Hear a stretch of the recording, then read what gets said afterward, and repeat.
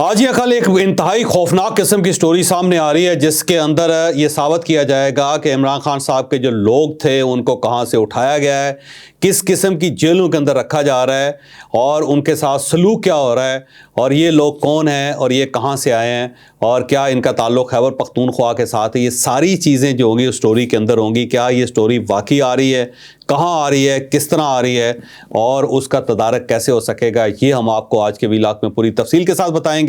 اور ایک مطالبہ کیا جا رہا ہے کہ عمران خان صاحب کو بشرا بی بی سے شدید خطرہ ہے اور کہیں بشرا بی بی عمران خان صاحب کی جان نہ لے لیں، لہذا اگر عمران خان صاحب اپنی جان بچانا چاہتے تو انہیں چاہیے کہ بشرا بی بی سے جان چھڑا لیں۔ تو یہ ایک جو نیریٹو ہے یہ کیوں ڈیولپ کیا جا رہا ہے، کون ڈیولپ کر رہا ہے اور اس سے کہیں عمران خان صاحب کی جان کو خطرہ تو نہیں ہے، یہ بھی ہم آپ کو آج کے ویلاگ میں پوری تفصیل کے ساتھ بتائیں گے۔ لیکن ویلاگ کی طرف جانے سے پہلے میری آپ سے ریکویسٹ ہے کہ چینل کو سبسکرائب ضرور کیجیے گا اور یہ جو بیل آئیکن ہے اس کو ضرور پریس کریں تاکہ نوٹیفیکیشن آپ کو ملتا رہے، اور یہی وہ سپورٹ ہے، یہی وہ فیور ہے جو آپ ہماری کر سکتے ہیں۔ السلام علیکم ناظرین، میں ہوں فاروق عباس نیوٹرل بائی جاوید چودھری میں۔ ناظرین، مسنگ پرسن کا نام دوبارہ سامنے آنا شروع ہو گیا ہے۔ اس سے پہلے کیا ہوتا تھا کہ مسنگ پرسن کا الزام لگایا جاتا تھا اور پتہ چلتا تھا جو مسنگ پرسن ہے وہی دہشت گرد بن کے پاکستان کے خلاف ملک سے باہر کہیں بیٹھ کے کام کر رہا ہوتا تھا یا پاکستان پہ اٹیک کر رہا ہوتا تھا اور یہاں بتایا جا رہا ہوتا تھا یہ مسنگ پرسن ہے۔ شاید کچھ حقیقت بھی ہو اس معاملے میں کہ کوئی بے گناہ اٹھایا گیا ہو، لیکن زیادہ تر ہم نے یہی دیکھا۔ اب یہ نیا الزام آ گیا ہے، ایک بہت بڑی داستان آپ کے سامنے لے کے آ رہے ہیں کہ مسنگ پرسن کی ایک بڑی سٹوری آ گئی ہے۔ اب کی بار یہ سٹوری کون لایا ہے اور ان مسنگ پرسنز کے ساتھ کیا ہو رہا ہے، بقول ان کے ڈیٹیل سے سٹوری آپ کو بتاتے ہیں۔ اب پاکستان تحریک انصاف کے اپنے جو انر سرکلز ہیں وہاں سے ایک سٹوری نکلی ہے کہ ایک ڈیٹا اکٹھا کیا جا رہا ہے اور اس کو پھر آرٹیفیشل انٹیلیجنس کے ذریعے ایک پوری سٹوری بنایا جا رہا ہے اور پھر اس کو پاکستان تحریک انصاف کے پلیٹ فارم سے، پھر پرائیویٹ پلیٹ فارم سے اسے ٹاپ ٹرینڈنگ میں لایا جائے گا اور پاکستان کے ہر واٹس ایپ گروپ کے اندر اور سارے سوشل میڈیا جو پلیٹ فارمز ہیں ان کے اوپر پھینکا جائے گا اور پاکستان کے اندر ایک بحران سا پیدا کیا جائے گا۔ اور اس کے لیے یہ پلان یہ کیا جا رہا ہے کہ یہ 24 نومبر کو، 25 نومبر کو، 26 نومبر کو، 27 نومبر کو جو اسلام آباد کے اندر لوگ آئے تھے، یہ ثابت کیا جائے گا کہ ان میں سے بہت سارے لوگوں کو اٹھا لیا گیا تھا اس کے اندر، یا جب آپریشن کیا جا رہا تھا تو وہاں پہ گولی چلائی گئی تھی، ان میں سے بہت سارے لوگوں کی لاشیں گر گئی تھیں، ان لاشوں کو بعد میں غائب کر دیا گیا تھا۔ پھر جو زخمی تھے ان سب کو بھی اٹھا لیا گیا اور اٹھا کے انہیں مختلف جیلوں کے اندر پھینک دیا گیا اور وہاں پہ ان کو ٹارچر کیا جا رہا ہے اور بڑا خوفناک قسم کا ٹارچر کیا جا رہا ہے۔ اور اس کے بعد جو کرائم سین تھا اسے دھو دیا گیا، وہاں سے جو خون تھا اس کا سارا صاف کر دیا گیا۔ تو یہ ایک پوری سٹوری ہے اور اس سٹوری کو ڈیولپ کیا جا رہا ہے اور اس کے اندر جو تازہ ترین فوٹیجز نکلی ہیں وہ شام کے عقوبت خانے ہیں، شام کے جو اس کی جو جیلیں ہیں وہ اس کی ظاہر فوٹیجز آ رہی ہیں۔ اور بشار الاسد کی وہاں پہ گورنمنٹ تھی تو بشار الاسد کے دور میں بہت سارے لوگوں کو وہاں سے اٹھا لیا جاتا تھا اور اٹھا کے مختلف پرائیویٹ جیل سے جن کے اندر رکھا جاتا تھا اور وہاں پہ کسی شخص کی آواز تک وہاں سے باہر نہیں نکلتی، تو اب ان کو رہا کیا جا رہا ہے۔ تو بڑی بری حالت ہے لوگوں کے۔ اب اس کے اندر سے کیونکہ بہت ساری تصویریں بنا کے، بہت ساری فوٹیجز بنا کے ان کو ریلیز کیا جا رہا ہے، تو اب ان کی کوشش یہ ہے پاکستان تحریک انصاف کے کچھ لوگوں کی، پہلے بات تو یہ میرے ذہن میں رکھیں کہ ان ٹوٹیلٹی پوری پارٹی اس کے اندر انوالو نہیں ہے، نہ گوہر خان انوالو ہے، نہ سلمان اکرم راجہ صاحب انوالو ہیں، نہ وقاص اکرم صاحب انوالو ہیں، نہ عمر ایوب صاحب انوالو ہیں، اور یہ کیونکہ وہ ڈیموکریٹک فیس ہیں پارٹی کا تو یہ اس قسم کے کاموں میں نہیں پڑتے، یہ ذات ذہن میں رکھیے گا۔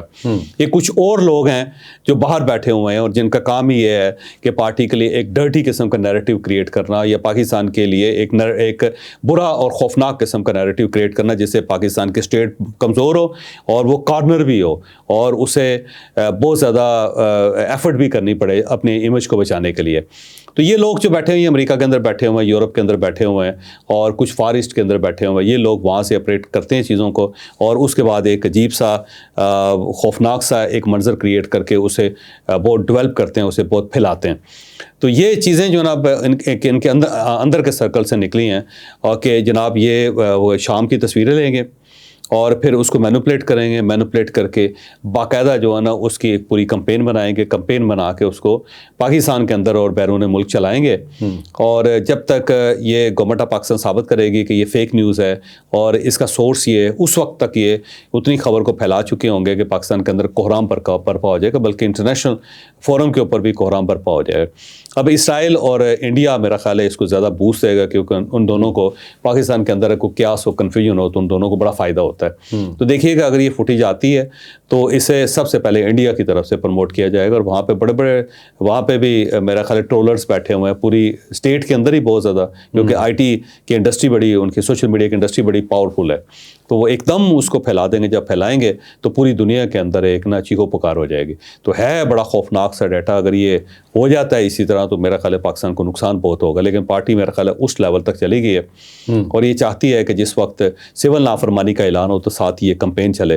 جب کمپین چلے گی تو باہر جو پاکستانی ہوں گے وہ سمجھیں گے کہ واقعی پاکستان کے اندر بہت زیادہ خوفناک قسم کا بحران پیدا ہو گیا ہے اور وہاں پہ ظلم ہو رہا ہے, تو لہٰذا ہم آج سے ڈالر نہیں بھیجیں گے. تو اس سے ان کا خیال یہ ہے کہ سول نافرمانی کی جو تحریک ہے وہ بڑی کامیاب ہو جائے گی. یہ جو علیمہ خان صاحبہ کا الزام ہے کہ ہزاروں ثبوت ہمارے پاس مل چکے ہیں, فائل بہت موٹی ہو چکی ہے, جواب دینا پڑے گا, اس فائل میں یہی سب کچھ تو نہیں ہے؟ میرا خیال ہے کہ اسی فائل کا ذکر کر رہی ہیں وہ, اور ہزاروں جو لوگوں کا کہہ رہی ہیں تو وہ, کیونکہ پارٹی تو کہہ رہی ہے کہ 12 لوگ ہمارے شہید ہوئے ہیں اور انہی کے انہوں نے اب تک نام لیے, اور ان کے بارے میں بھی کوئی ڈیٹا انہوں نے ریلیز نہیں کیا کہ یہ فیملی ہے, یہ شناختی کارڈ ہے, یہ بندہ اس طرح ہلاک ہوا تھا یا شہید ہوا تھا, اور اس کے بعد اس کی لاش یہاں پہنچی تھی اور کس وقت ہوا تھا.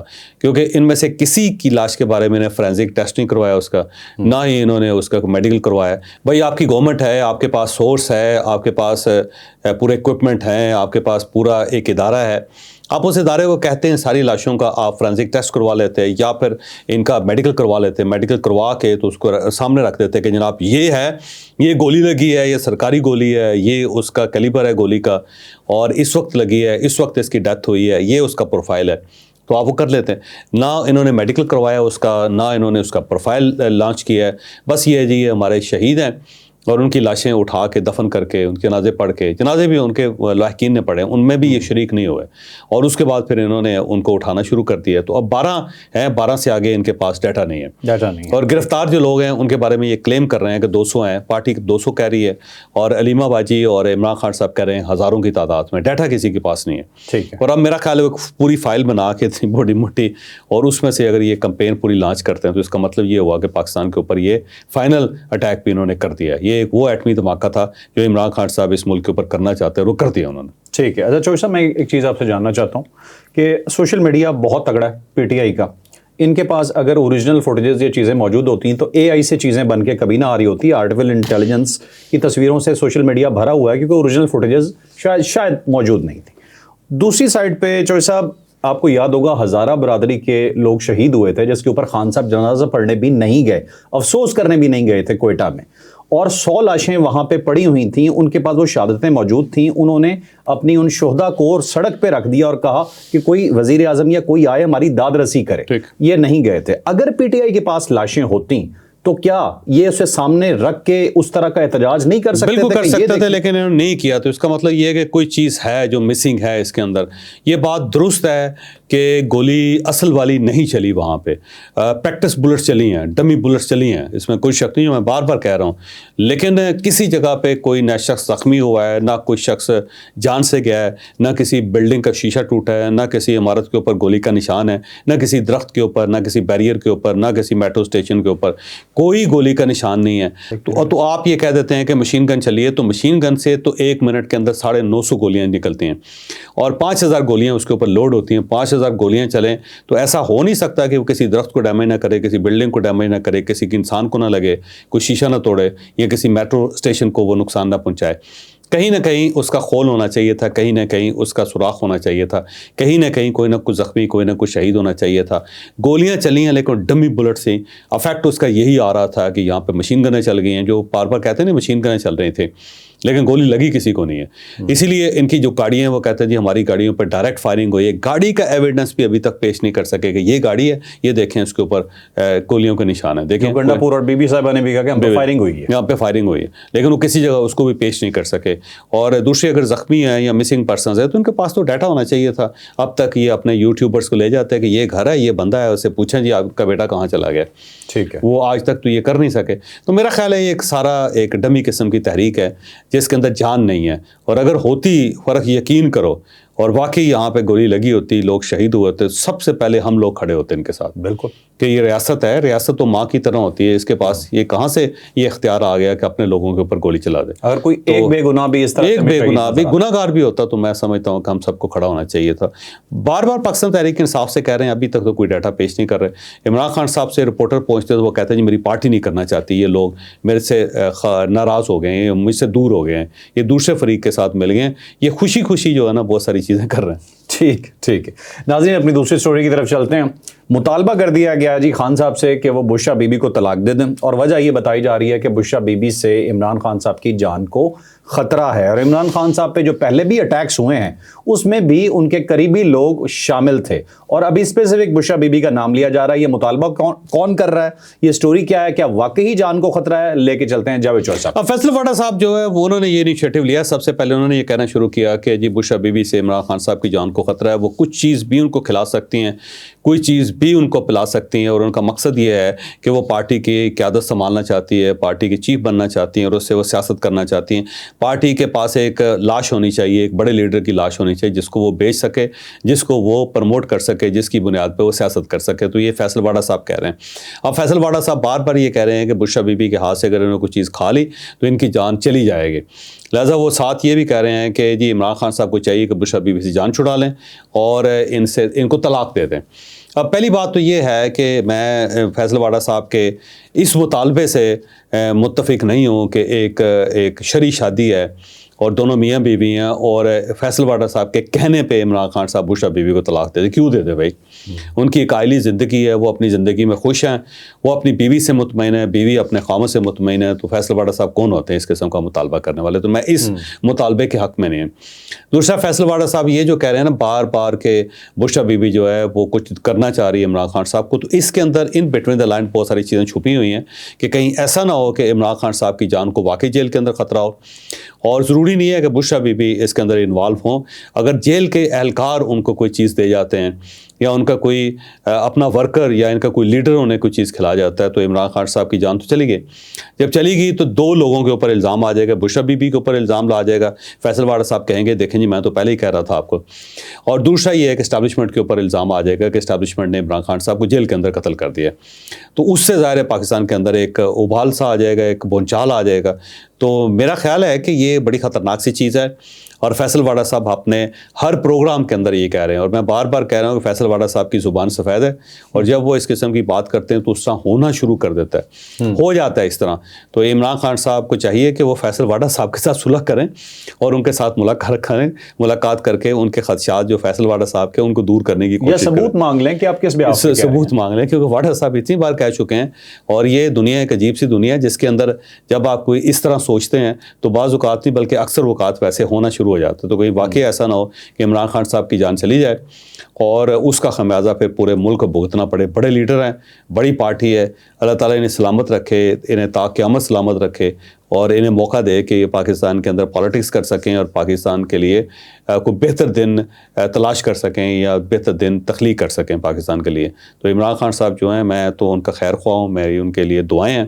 لیکن فیصل واڈا صاحب مجھے لگتا ہے کہ چین سے نہیں بیٹھنے دیں گے ان کو. وہ کہہ کے عمران خان صاحب کو کسی نہ کسی دن مجبور کر ہی دیں گے کہ وہ خوفزدہ ہوں، یا وہی کہیں کہ جی میرے جو ہے سیل ہے اسے بلٹ پروف کر دیا جائے، یا جو مجھے کھانا دیا جا رہا ہے اس سے پہلے مجھے طوطے دیں اور میں سب کو پہلے کھانا کھلاؤں، وہ دیکھوں کہ طوطا بچ گیا ہی نہیں بچا، اور اس کے بعد پھر میں کھانا کھاؤں. تو فیصل واڈا صاحب کیونکہ بڑے قریب رہے عمران خان صاحب کے، وہ ان کی کمزوریوں کو سمجھتے ہیں کہ عمران خان صاحب اس قسم کے پروپیگنڈے میں ہمیشہ آ جاتے ہیں. کیونکہ خان صاحب کو اپنا جو پرانے زمانے سے ان کا خیال ہے وہ یہی ہے کہ میری موت ان نیچرل ہے اور میں کسی وقت مر جاؤں گا، اور مارنے والے جو ہوں گے وہ بڑے میرے قریبی ہوں گے، اور میں قدرتی موت نہیں بنوں گا، اسٹیٹ بھی میرے خلاف ہے. تو عمران خان صاحب اس چیز کا ذکر کرتے رہتے ہیں بار بار. تو میرا خیال ہے فیصل واڈا صاحب ان کی اس کمزوری سے کھیل رہے ہیں. اور عمران خان صاحب کو بہرحال یہ کھیل تو اپنی جگہ جاری رہے، لیکن عمران خان صاحب کو ویجیلنٹ ہو جانا چاہیے کہ کہیں ایسا نہ ہو کہ فیصل واڈا صاحب کی جو سفید زبان ہے اس کا اثر سامنے آنا شروع ہو جائے. اچھا چوہر صاحب چلیں آخر میں ایک چیز مجھے یہ بتا دیجیے گا. چلیں طلاق نہیں دیتے، بالکل ایتھیکل بات ہے، میاں بیوی کا معاملہ ہے، وہ کیا کرتے ہیں کیا نہیں کرتے. لیکن واڈا صاحب جب اتنی بار کہہ چکے ہیں تو بشرا بیوی کو خان صاحب کو شک کی نظر سے تو دیکھ سکتے ہیں، شک کے زمرے میں تو لے سکتے ہیں نا کہ کہیں ایسا کچھ ہو نہیں رہا ہے. اب دیکھیں اگر فیصل واڈا صاحب کی گفتگو عمران خان صاحب تک پہنچ رہی ہے پھر تو ہو سکتا ہے اور اگر پہنچ ہی نہیں رہی تو ان کو کیسے پتہ چلے گا، کیونکہ ان کے پاس تو ٹیلی ویژن بھی نہیں ہے، سوشل میڈیا بھی نہیں ہے. ہو سکتا ہے عمران خان کے پاس کوئی ایسا نیٹ ورک ہو کہ جو پارٹ سے ان کو بتاتا جا رہا ہو کہ جی فیصل واڈا صاحب یہ کہہ رہے ہیں. ہو سکتا ہے اتنے تواتر سے جس طرح وہ کہہ رہے ہیں کسی نہ کسی وقت خبر ان کے کان تک پہنچ جائے، یا علیمہ خان صاحبہ پہنچا دیں، یا پارٹی کے دوسرے ورکرز پہنچا دیں، پارٹی کے دوسرے قیادت پہنچا دیں، اور ہو سکتا ہے وہ ایک دم ڈر جائیں اور کہیں یار یہ بوشا بیوی کو تو مجھ سے دور کریں.